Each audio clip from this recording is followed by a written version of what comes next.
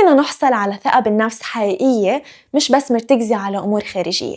أكيد نحن إذا لبسنا تياب حلوين، سوينا شعرنا، ضفيرنا، أو حتى حطينا ميك اب، حتزيد ثقتنا بحالنا. هذا شعور طبيعي كلنا منعيشه. حتى أنا لما نكون لابسة الستايل يلي بحبه تلقائيا my confidence بتزيد. بس ما فينا نضلنا عايشين كل حياتنا مركزين الثقة بالنفس تبعنا على أمور خارجية، لأنه ما فينا إذا كنا بالبيت in our PJs منا مزبطين حالنا، منا فول ميك اب، ما يكون عنا ثقة بحالنا. أو إذا كنا رايحين على الشغل مأخرين وما لحقنا نعمل ميك اب، أو ضيعنا الايلاينر يلي نحن بنعتمد عليه تبين عيوننا كتير حلوين، بطل نروح على الشغل، أو نروح نحن مش واثقين بحالنا، أو ما ناخد الميتينجز اللي عنا هن. لهيك الثقة بالنفس الحقيقية كتير أساس، وهيدا الفيديو رح يساعدك تبنيها. وإذا هاي أول مرة بتشوفوني أنا لاريسا وبقدم محتوى عن حب الذات، الثقة بالنفس، تطوير الذات، فconsider subscribing. بس ليه بدكم توثقوا فيي وتاخدوا مني نصايحي؟ لاريسا من قبل كانت حدا كتير انسكيور، ما كنت حب شكلي. كنت إذا الكازنز تبعي عازمين رفقاتهم عندهم عيد ميلاد، كنت بس فوت سلم وأهرب دغري على تاني غرفة أقعد مع أمي، وما قبل أقعد مع هالأشخاص، لأنه كنت حس إنه شخصيتهم كتير أقوى من شخصيتي وعندهم كتير ثقة بحالهم. كنت اسمعهم عم يضحكوا على صوت عالي، يحكوا على صوت عالي، عندهم حضور، اخدين السبيس تبعهم. البنات على طول تياب كتير حلوين، فول ميك اب، شعر، ضفير. كنت حس إنه أنا كتير غير عنهم. أنا بعدني ما بعرف حتى شو الستايل تبعي، ما بحب تيابي ولا بحب شكلي ولا بحب شكل وجهي. لأنه أنا ما كنت بعدني مطورة شخصيتي مثل ما لازم، كنت حتى بسلم عليهم دغري يعتبروني إن أنا البنت الكيوت الصغير المهضمة، ويكون أنجق في كم شهر بالعمر بيني وبينهم، يعني منهم أكبر مني حتى بسنة. بس لأنه أنا حجمي حالي، مصغرة حالي بالطريقة اللي بتعامل فيها مع حالي وبتعامل فيها مع الناس، تلقائيا بفكروني كتير صغيرة، بفكروني كيوت. وما كنت أقدر أوصل للمرحلة اللي فوت على غرفة ولاقي إنه الناس عم تحترمني وتحكيني بمواضيع مهمة. وهيدا الشيء كان يخليني أبعد عن الناس أكتر، وما حتى أحط حالي بهيك مواقف. حتى أيام المدرسة كنت أنا التلميذة يلي لو قد ما يكون عندي درس وضغط برد على كل اللي معي بالصف، بساعدهم يدرسوا، بخبرهم شو عنا درس، بعطيهم كل ماي نوتس، إذا حليت اكسرسايز بعطيهم الحل، لأنه كان كتير بدي إنه يحبوني وحس إنه متقبليني. ما كنت حب فكرة إنه يزعلوا مني، ما حدا لازم يزعل مني، أنا لازم أرضي الكل. وكنت عارفة وقبلاني إنه هالأشخاص بس بيحكوني عن مصلحة، وما كان عندي مشكل، لأنه كنت حس إنه شايفيني لو عن مصلحة، شايفيني بهالوقت القصير، وكان هالشي يكفيني. لأنه أنا ما كنت كافية حالي، ما كنت حب حالي كفاية، كنت بس بدي الناس كلها تحبني، بدي الصف كله يحبني. أما اليوم فأنا صرت بعرف قيمة حالي، بحب حالي، بعرف مطرحي، بعرف مع مين أقعد وشو أحكي مع هالأشخاص. وصغرت ماي سوشيال سيركل، صارت بس عبارة عن أشخاص عن جد بحبوني وبيدعموني وبرتاح لوجودهم بحياتي. يمكن تكوني عم تفكري إنه لاريسا أنت تعتبري بريتي فثقة بالنفس عندك شيء كتير سهل، بس إن فاكت أنا كنت كتير انسكيور وما حب شكلي وما كان عندي هيدا الثقة. وأنا بعرف كتير بنات كتير حلوين، عن جد كتير حلوين، وما عندهم ثقة بحالهم، بس يتصوروا بيخبوا وجههم لأنه ما بيحبوا شكل وجههم. كل وقت عم بيفكروا إذا هول الأشخاص حبون أو شو حكيوا عنهم. they're overthinking الناس وآرائهم فيهم. فالجمال مش كافي لأنك تبني ثقة بحالك. لما تشوفي بنت حلوة مش يعني إجباري تكون واثقة بحالها، أو إنه الثقة بالنفس بالنسبة لها كتير سهلة. أول شيء لازم نعمله نغير تفكيرنا من إذا هن بحبونا لا إذا نحن بنحب هول الأشخاص. لما نكون قاعدين مع مجموعة من الأشخاص بنصير نفكر إذا حابين القعدة معنا، إذا قلنا شي زعجهم، إذا قلنا شي حبوه، بنصير نقول نكت بس تنضحكهم وبس يضحكوا، ونحس بهيدا الساتسفاكشن إنه واو نحن مرغوب فينا بالقعدة. أو بنصير مش حابين نفل بكير، بلكي إذا فلينا حكيوا عنا بنضلنا لآخر القعدة تنتأكد إنه ما حدا رح يحكي عنا. خلونا نغير كل هول الأفكار لا إذا نحن منحب القعدة معهم، إذا نحن مسليين، إذا نحن we're feeling good بس نكون معهم، إذا هول الأشخاص نحن منحبهم أو منحب يكونوا موجودين بحياتنا. لما نقلب تركيزنا لنحن كيف عم نحس، حنلاحظ إنه في كتير أشخاص بحياتنا نحن ما بدنا هن بحياتنا، بس موجودين تنحس إنه نحن we're cool بزيادة عدد. اسألي حالك أنت لما تفلي من هيدي القعدة كيف حاسة؟ هل أنت حاسة أن you're energized، مبسوطة، مرتاحة، confident، أو حاسة أن you're drained وسحبوا منك كل الطاقة الحلوة؟ أنت عندك كامل الحرية تختاري مع مين بدك تقضي وقتك، لأن الأشخاص اللي بتقضي وقتك معهم لهم تأثير كتير كبير على ثقتك بحالك. إذا أنت كنتي محاطة بأشخاص عن جد بيحبوكي وبيحترموكي و they're supportive، ثقتك بحالك حتزيد. وقف الكومباريزن.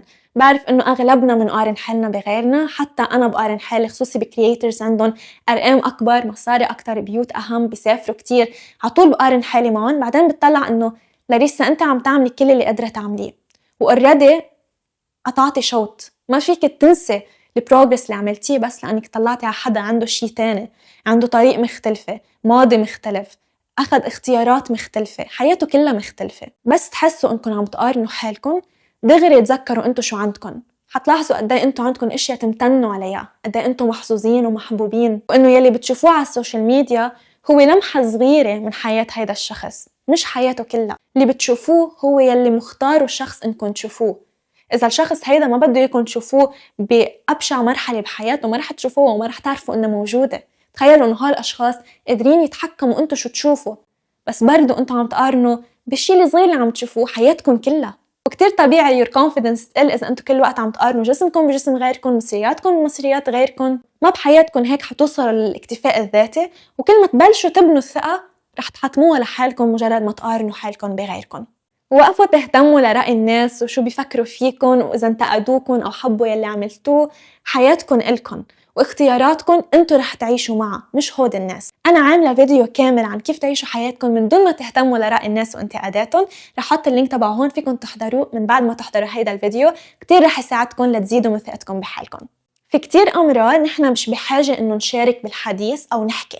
في كتير أمرار إذا نحن ما حكينا سكتنا، الصمت بيعطينا كتير حضور أكتر وقوة شخصية، وبيبيننا كتير واثقين من حالنا، لأنه مش عايشين بخوف إنه إذا سكتنا حنبين ضعاف، أو نحن لازم نحكي تنبين واثقين من حالنا، أو عنا معلومات لازم نحكي تيعرفوا تيشوفونا تيسمعونا. لا، نحن عنا ثقة بحالنا كافية لأنه ما نحس بهيدي الرغبة إنه نحن لازم نحكي تنبين. نحن مجرد ما نفوت على غرفة كل بيطلع فينا، لأنه عنا حضور، عنا طاقة. فكتير مهم نكون نحن عارفين أيمتى لازم نحكي وأيمتى لازم نسكت، وما لازم نخاف من الصمت. وقفي تشرحي حالك أو تفسري حالك للناس كل ما بدك تحكي. إذا عندك شي تقوليه قوليه، ما تبلشي بمقدمة إنه أنا بس بدي أخبركم شي بس ما تزعلوا أو تتضايقوا، أو يمكن هذا الشي يضايقكم بس بليز ما تزعلوا مني، أنا عندي رأي شوي غير بس بعدني ماني مقتنعة فيه، إذا أنتوا حكيتوا شي يمكن أنا أقتنع بغير شي. ليك الهاو، إذا عندك شي تقوليه قوليه، إذا بعدك مرددة بقوله ما بقوله ما تقوليه. هالقد سمبل. لأنه مجرد ما أنت أعطيتي هيدي المقدمة قبل ما أنت تحكي اللي عندك، أنت خسرت احترام هالأشخاص اللي عم يسمعوك، وخسرت إصغاءهم. أنت تلقائيا بينتي ما عندك ثقة بحالك، لأنك بعدك مرددة إذا بتقولي أفكارك أو لا، أنت منك واثقة بأفكارك أصلا، وأنت خسرت احترام هالأشخاص الكي وإصغائهم. لا بدهم يسمعوك إذا أنت مش واثقة باللي بدك تقوليه. حتى بشوفها كتير بكرييترز لما بدهم يغنوا، لنفترض بصيروا إنه رح غني هالغنية بس مني كتير مدربة عليها فدونت جادج مي، يغنيها وأنا بس أسمع بقرر. أو بدي أقول هيدا الشي يمكن يزعج البعض بس يمكن لازم يقولوا، وهيدا الشي كتير مهم وفي كتير بنات لازم تسمعوا. وليه؟ نحن اللي عم نسمع منقرر إذا هيدا الشي بدنا ناخد فيه أو لا، إذا بدنا نكمل حياتنا أخدين هالفكرة أو بدنا نتركها مطرحها. بس مجرد ما أنا أشوف كرييتر مبلش بهاي المقدمة I swipe away دغري، ما حتى بسمع، ما بحط وقتي لأسمع، لأنه هيدا شخص ما عنده ثقة بأفكاره، هيدا شخص مردد إذا بيحكي أو لا. ليه بدي أسمعه؟ ليه بدي أوثق بحكيه؟ ليه بدي أخده بعين الاعتبار إذا هو مش أخد حاله بعين الاعتبار أصلاً؟ خدي الكومبلمنت، إذا حدا عطاكي كومبلمنت خديها. يعني إذا أنا قلت لك واو أنت اليوم طالعة كتير حلوة، ما بدي أسمع لا أنا أبداً مني حلوة وأكيد بك شيء، أكيد عندك ضعف نظر، هيدا جمال. أنا الصبح طلعت بالمراية بطلت قادرة أظهر. أو إذا قلت لك بلوزتك كتير حلوة، بلشتي إنه هاي البلوزة أنجق حقها $5 وأنا اليوم أبداً ما طقت حالي فيها وحسيتها كتير منصحتني ومعبقتني وما كنت بدي أظهر الصبح. ما بدي أسمعهم هودي كلهم. أنا عم بعطيكي كومبلمنت خديها، قولي ثانك يو ابتسامي وخلصت. حتبيني كتير واثقة من حالك، عارفة قيمة حالك، عارفة إنك حلوة، عارفة الكومبلمنت قبل ما حتى تسمعيها. اعملي رياضة، حركي جسمك، مش بس رح تزيد ثقتك بحالك لأن جسمك حيصير أقوى وحيصير توند أكتر، رح تزيد ثقتك بحالك لأنه حتكوني عم تعطي حالك كلمة إنه لاريسا أنت اليوم رح تعملي رياضة. وأكتشلي إمتى عملت رياضة أنا هون عم بحسن ثقتي بحالي، التراست بيني وبين حالي عم بيزيد، لأنه أنا بس أعطي كلمة بنفذها. شوي شوي كلمتي لنفسي حيصير إلها قيمة أكتر، أنا عم بيخدها بجدية أكتر. وهذا الشيء رح يتطبق بكل شيء تاني بحياتي، لأنه أنا كل يوم بقول بدي أتمرن أكشلي بتمرن، ولأنه كلمتي هالقد إلها أهمية بحياتي. أنا إذا أعطيت كلمة إنه بدي خلص هيدا التاسك رح خلصه، إذا بدي أنجح هيدا المادة رح أنجحها. حصير أوثق بكلمتي لدرجة إنه كل شيء باخده بحياتي وبحط كلمتي عليه بوصله، وهذا الشيء كتير بيزيد من ثقتك من حالك. زيادة معلوماتك من القراية، تعلمي اشياء جديدة، جربي سكيلز جديدة، مهارات جديدة. اذا عندك هواية اشتغلي عليها، طوريها، او جربي هواية جديدة. يمكن ما تكوني برو بكل شيء، عادي، بس على القليل تكوني مجربة. كل ما انت مجربة اشياء او قارية عن اشياء او بتعرفي بمواضيع، ثقتك بحالك كتير حتزيد. لانه بس تكوني قاعدة مع مجموعة من الاشخاص، انت قادرة تفتحي حديث، انت قادرة تشاركيهم افكارك، تشاركيهم تجربتك لو تجربة بسيطة. إذا كنت حاسة إنه ما عم فيك تنجحي بهيدي الشغلة أو هيدي السكيل منا قوية عندك، اشتغلي عليها لتصير قوية. يعني أنا لما كنت بشغل، كنت بعد أنجح إلي كم أسبوع ما كان عندي ثقة بحالي كفاية، لأنه حاسة إنه بعد عندي كتير سكيلز لازم اشتغل عليها، وبعده شغل جديد وجو جديد وكل شيء جديد علي. بس with practice، لما أنا صرت كل يوم روح على الشغل وكل يوم جرب وكل يوم ما أفقد الأمل وأسأل حدا يساعدني إذا في شيء ما عرفته، my skills زادت، طورت. صرت فوت على المكتب بثقة بالنفس كتير كبيرة. الثقة بالنفس كتير بتتأثر بكيف تحكوا مع حالكم. رح ضلني بموضوع الشغل اللي كنت عم بحكي عنه. بيجيني تليفون من البروديوسر بتقلي عندك تاسك لازم تخلصيه، وعلى أساسه رح نقيمك ونقرر إذا أنت بتبقي بالشغل أو لا. بلشت أعمل بانيك، إنه بلكي أنا ما عرفت، بلكي ما قداني الوقت، بلكي اللي الشغل اشتغلته ما حبوه، بلكي ذوقه غير ذوقي بالشغل، شو بدي أعمل؟ فقلت له أوكي، حطيت التليفون على جنب، قمت على الحمام، غسلت وجهي، طلعت بوجهي بالمراية، بعيوني بالمراية، بلشت أقول لحالي أنت كتير كرياتيف، أنت كتير قوية، أنت سريعة بالشغل.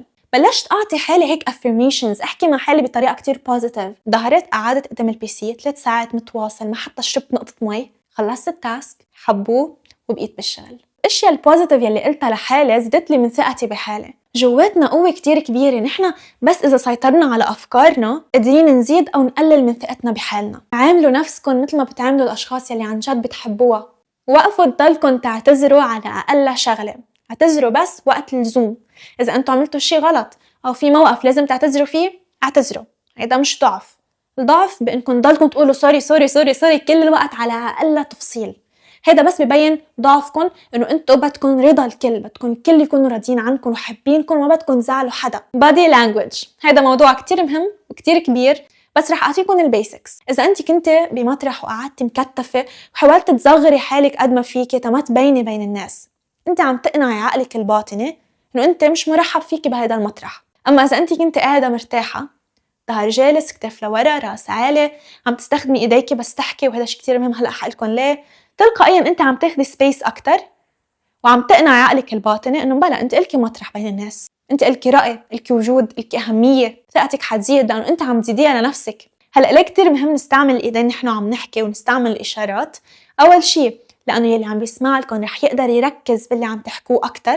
يعني انا اذا عم خبركم ستيب 1 ستيب 2 ستيب 3 وبعدين بتعملوا هيك وبتروحوا بتعملوا هيك، مش عم بستعمل ايدي ابدا، ما حتركزوا معي وما حفيكم تتخيلوا الافكار صح. مجرد ما أنا استعملت إيدي قلت لكم ستيب 1 ستيب 2 ضروري تركزوا معي على هيدي النقطة، حتركزوا تلقائيا، لأنه إيدي عم بيساعدوني وصل الرسالة بشكل أفضل. الآي كونتاكت كل وقت لازم تضلكم مجربين تعملوا آي كونتاكت للشخص يركز معكم وتتبينوا إنه أنتوا عارفين شو عم تحكوا، غير إنه أنا أكون كل وقت هيك عم بصور الفيديو وعم خبركم عن الثقة بالنفس. في كتير ناس بيستعملوا منتاليتي إنه fake it till you make it، يعني اعملوا حالكم واثقين من حالكم لتصيروا واثقين من حالكم. هيدا النظرية إذا بدكم أنا ماني ضدها، وحتى كتير أحيان بستعملها بس كون فايتة على مطرح جديد وبحاجة إنه to fake my confidence، تحس حالي إنه واثقة من حالي. هذا الشيء عادي، منه شيء غلط، بس نحن ضروري نكون عم ننمي ونطور الثقة الحقيقية جواتنا. بالنهاية هيدا التكنيك إنه to fake it هو شيء مؤقت، بل ما نحن نبني الثقة الحقيقية، مش نضلنا عم نعمل فيكينج كل حياتنا. فإن شاء الله يكون هيدا الفيديو وضح لك كيف تبلشي تبني هيدي الثقة بنفسك لتوصلي لمرحلة مش بحاجة to fake it، لأنه هالقد ثقتك من جواتك وحقيقية. Don't forget to subscribe لتدعموا الشانل وتكونوا عارفين امتى عم ينزل كل فيديو جديد. تذكري انك موجودة هون للسبب وانك تستاهلي كل شي حلو. باي.